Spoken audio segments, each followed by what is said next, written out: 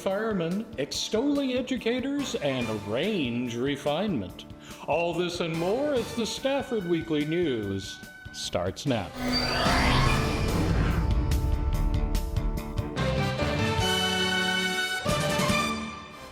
Welcome to the Friday, March 21st edition of the Stafford Weekly News. I'm Randall Williams. The Stafford Fire Department has added 4 new firefighters to their ranks, and we attended their pinning ceremony to meet them. First of all, thank you all for coming. My name is Larry DiCamello. I'm the fire chief for the city of Stafford. Jose Magana is our assistant chief. What we wanted to do this evening was recognize our 4 new personnel that have completed their 4-week FTO with us before they start shift, some sooner than others, as well as some new personnel, well not new, just recognize some personnel that have joined the fire marshal's office in new capacities or new to the organization that we've never got around to actually doing this. Unfortunately, all of the personnel, or fortunately, all the personnel in our office are extremely, they're typically busy, whether it be the fire department, the fire marshal's office. So being responsible for both, it's hard to get everybody in the same spot at the same time. So those of you not associated with the fire service, obviously this is something that you're allowing them to be a part of as family. It's different if you're not part of it. If you are part of it, it's easy, it's a natural progression of things. The things that they're going to do on our behalf for our community, our citizens, is the kind of things that we try and prepare them for. And we want to make sure that we do everything we can to prepare them to provide that service, and that at the end of the day, they still are coming home happy to see everybody, but there's going to be days where they're going to be tired. There's going to be days where they are not happy. You know, they've had a long night, so bear with them a little bit. But we're very, very happy to have these 4 new personnel. 2 are going to B shift, 1's going to A shift, 1's going to C shift. We're going to do another round of hiring 2 months from now, roughly? Yes. 2 months from now, after we have some other promotional processes that we have to do. Colby Dickerson is joining us. He's got previous experience in the Nassau Bay Volunteer Fire Department. And Colby is going to A shift. You want to hear, right? Yep. Very good.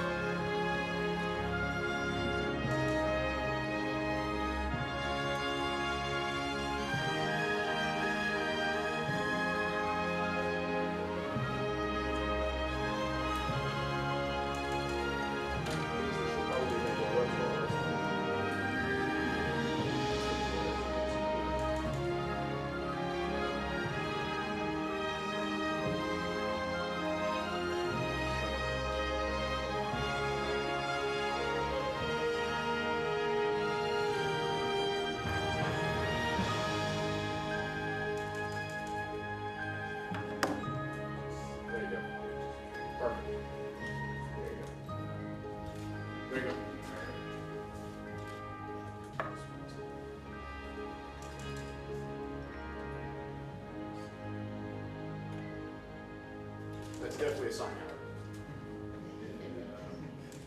Thank you. Well, that's it. Like I said, it was succinct and to the point, but we wanted to at least have a little something. So there's some light refreshments in the training or in the conference room across the hallway. Please make yourself at home. 3, 2, 1. Ever wonder how city departments function during emergencies like hurricanes? There is a central nerve center, and it's about to get some upgrades. This is the most important government office you've never seen, the Emergency Operations Center. The Emergency Operations Center for the City of Stafford, like most cities and the county, is designated and specifically designed to where the heads of the respective departments of the city government can come together to collect information, determine plans, and overall manage incidents that affect the city. Historically, it has been utilized for weather-related events. Specifically, the longest time that we ever had it up was Hurricane Harvey, and I believe it was up for 10 or 11 days, continuous operations. Winter storm, Enzo. Correct, yes, yeah, we were up for 48 hours for that. We try and activate the EOC with enough advance warning for the other departments to be able to shift personnel, have people designated for assignment here, and then be able to manage the incident. Some of the notes you see are still notes left over from Enzo on the whiteboards.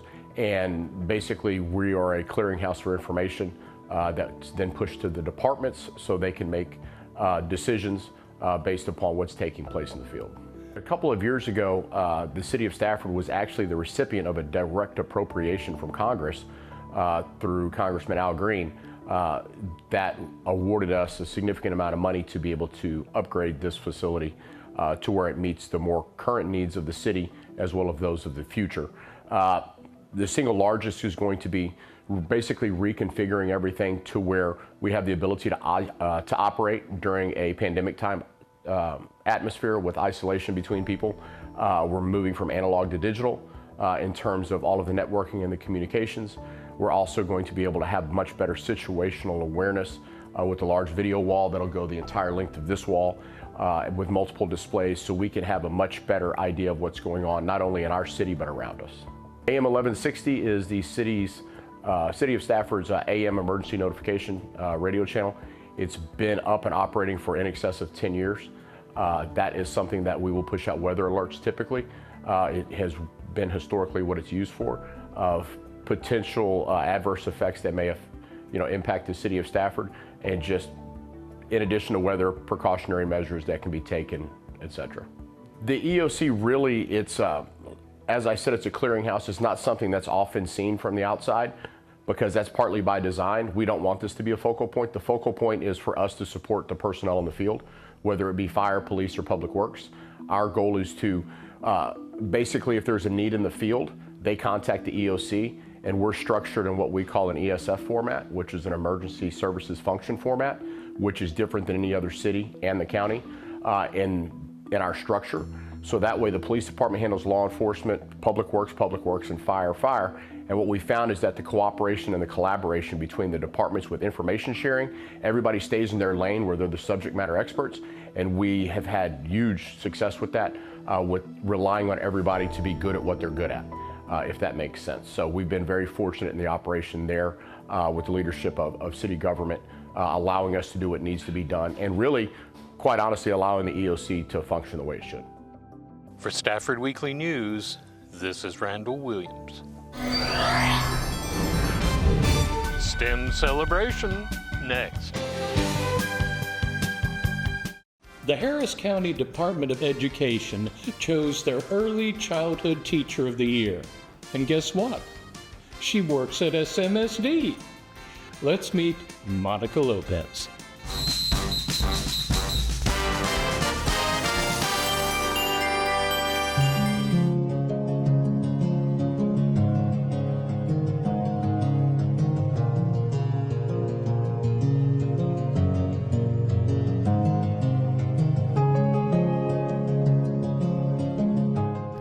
When I was a classroom teacher, I had the honor of being able to service students in an inclusion setting. This is a classroom setting where you have an opportunity to work with general education students as well as special education students.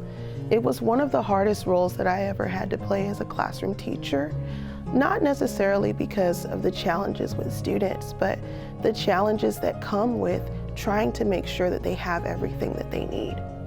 When it came down to receiving an opportunity to nominate someone for the R.T. Garcia Early Childhood Educator Award, I wanted to make sure that the individual from our campus that received that nomination was someone who had done that kind of work for our students. That individual is none other than Miss Monica Lopez.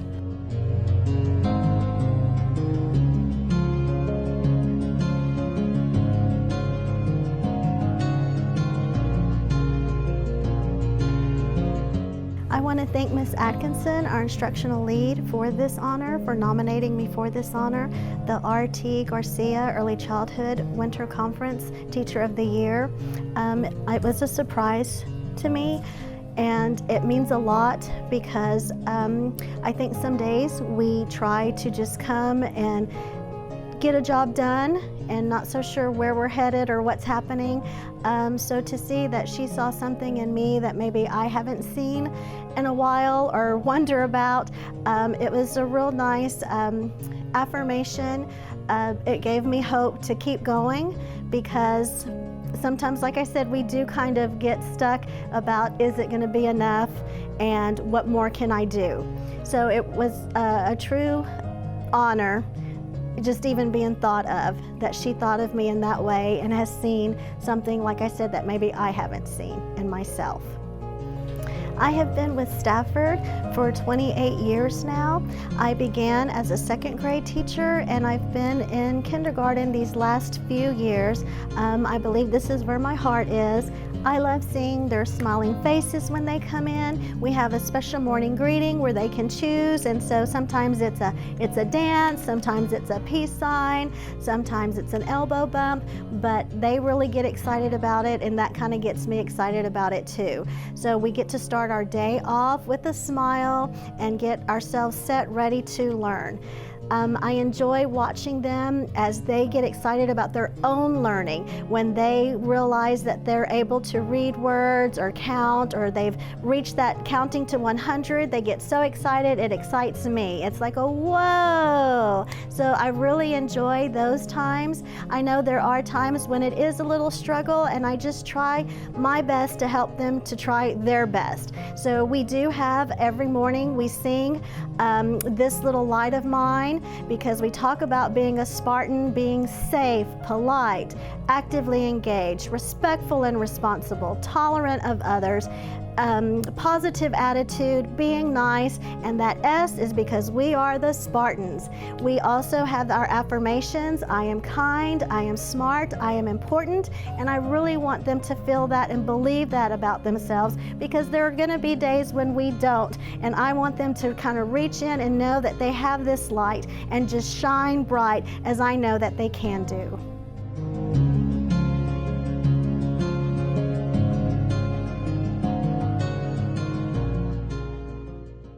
SMSD's STEM Academy has been gaining all sorts of recognition, most recently at the national level, which was a great reason to celebrate.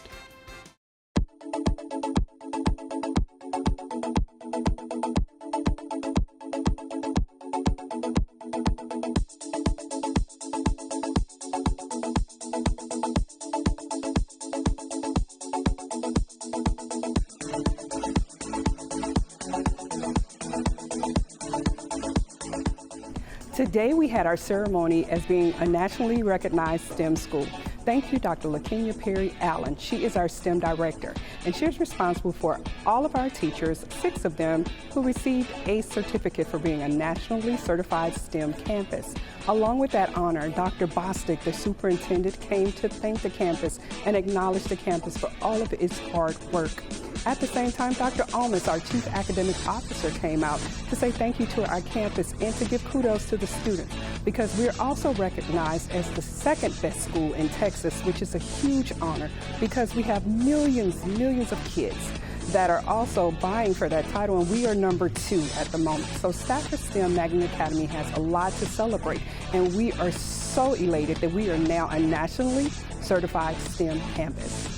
We're so proud to be a nationally certified STEM campus. Our community has been vying for us and supporting our kids and the teachers. And we're so thankful for our teachers that took out the time to make this accomplishment to become nationally certified.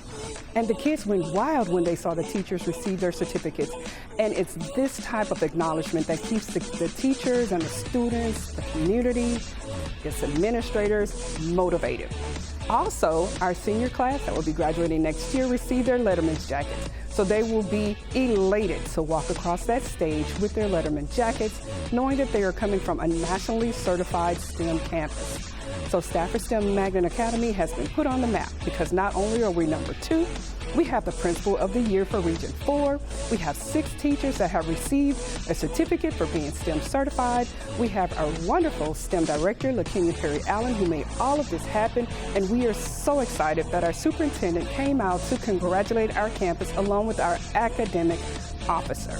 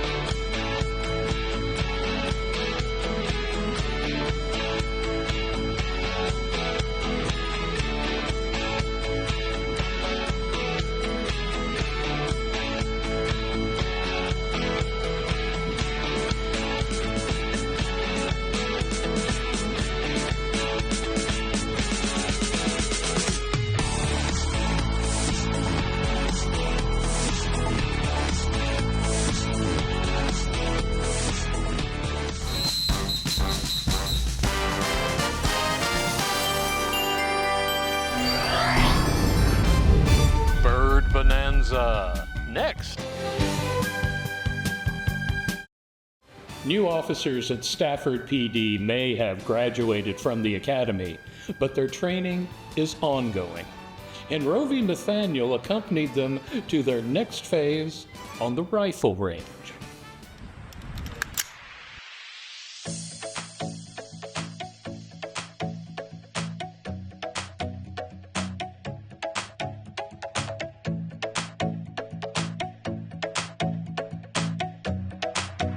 I'm a new hire for the Stafford Police Department, and today we're doing the rifle qualification course. And so prior to doing this, I was actually in the University of Houston downtown as a cadet, but now I'm a police officer. But it's been, for that past 2 days, I've been training with Officer Rulong and Officer Ward, and they've been our firearms instructors and carrying us out, showing us weapon safety, how to properly aim, sight alignment, sight picture, make sure that we go ahead and when we go out in the field or anything like that happens, we make sure and demonstrate efficiency with our weapon system or any weapon system that we must be knowledgeable about. We make sure it carries on from training, it carries on out to the field, make sure that we know exactly what we're doing and the people that we protect and serve actually expect of us, and make sure that we can carry that on out there in the field. You know, for me, personally, it's been an awesome experience because prior to this, I didn't have no experience in any weapon systems. So these guys really know what they're doing. Their firearms instructors have been very efficient, very knowledgeable in their training and their experience. So it has helped me gain confidence in that and really apply it right here at the range to where, you know, if I need it in any situation, I'm able to, you know, carry that in the field as earlier as I discussed in this interview. So, yeah.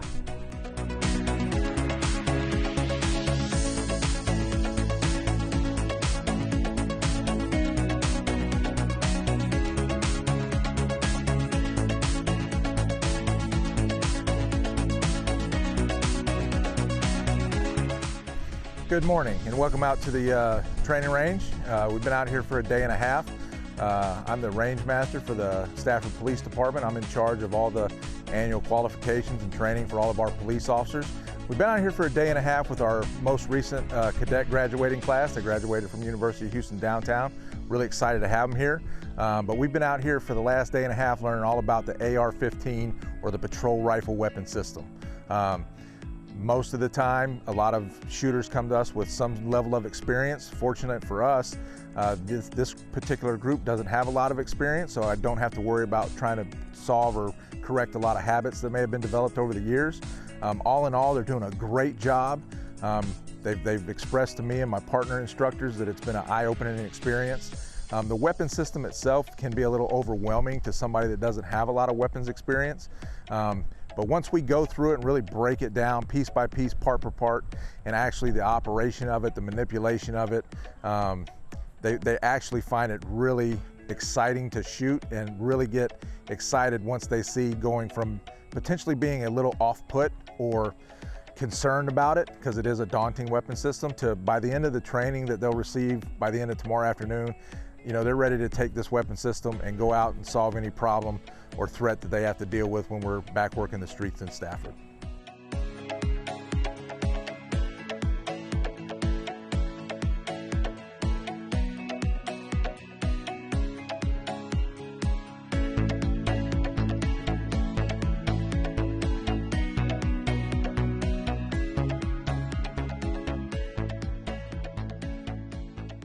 We're lucky to live in an area with a robust array of wild birds. But if you want to get in close, you need an organization like Wild Bird Adventures.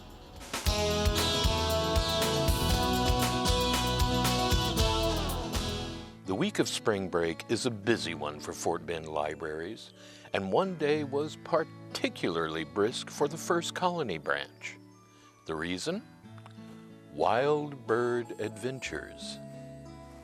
So Wild Bird Adventures is located between Hempstead and Navasota, and we are dedicated to taking care of our ambassador birds. We have 8 raptors that travel with us. We are 100% volunteer. All of our revenue goes towards taking care of the birds so that we can come out to schools. We go to nursing homes, hospitals, a lot of libraries, and our mission is to spread the message of bird conservation. And eating dragonflies, grasshoppers, tree frogs, and lizards. And those kinds of small creatures are only available in the summertime. So the swallowtail kites go away for the winter, which we're going to talk about. The wild birds that accompany Mary Ann had all been injured and can no longer survive on their own. She shared some tips on how average folks can avoid creating such mishaps. Not littering. A lot of raptors end up getting hit on our highways and on our roads. When people litter, that attracts the small rodents that they hunt for.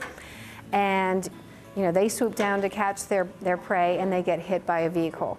So not littering, taking care of our park system, not using any kind of rodenticide, rat poisons or pesticides. A lot of these birds, in addition to mice and rats, also eat a lot of insects.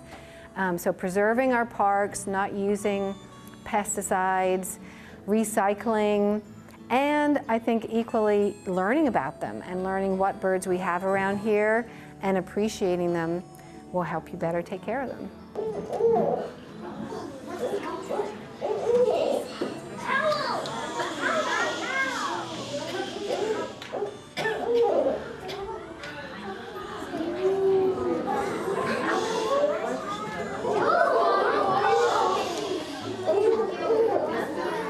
That's what he says.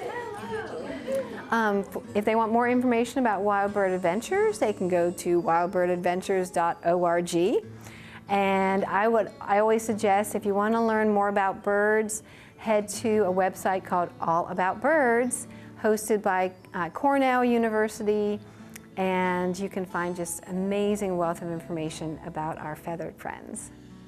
For Stafford Weekly News, this is Randall Williams.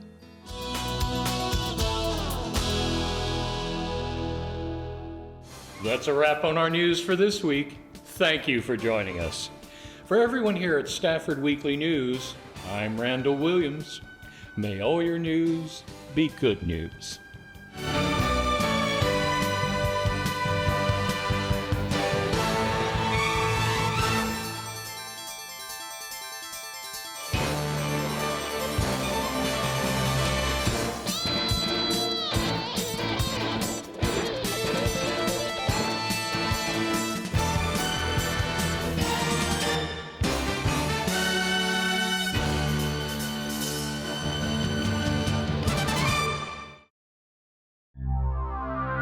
This program was produced on the Stafford campus of Houston Community College.